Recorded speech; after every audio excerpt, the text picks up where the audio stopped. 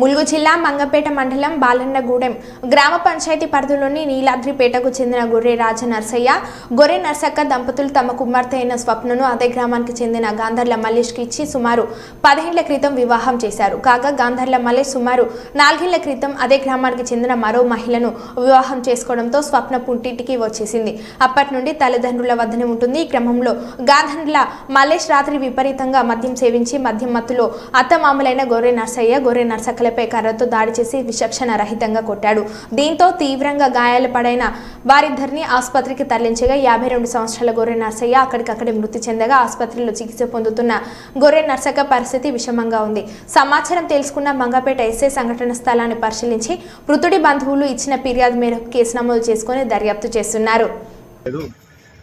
మిమ్మల్ని చంపితే కానీ నా భార్య నా ఇంటికి వస్తాను అని కోపంతో ఆ పక్కనే ఉన్న బండి ఉన్నటువంటి గొయ్యితోని నర్సయ్య తల మీద బలంగా కొట్టిండు. అదేవిధంగా నర్సమ్మ అడ్డురాగా నిన్ను కూడా చంపుతా అని చెప్పి ఆమెను కూడా కొట్టడం జరిగింది. నర్సయ్యను నిన్న అదే రాత్రి హాస్పిటల్ తీసుకున్న క్రమంలో జంగాలపల్లి దగ్గరికి రాగానే అతను మరణించడం జరిగింది. నర్సమ్మను ఎంజిఎం హాస్పిటల్ తీసుకెళ్ళారు. ఆమె ట్రీట్మెంట్ తీసుకుంటుంది. ఆమె కండిషన్ కూడా సీరియస్గానే ఉంది.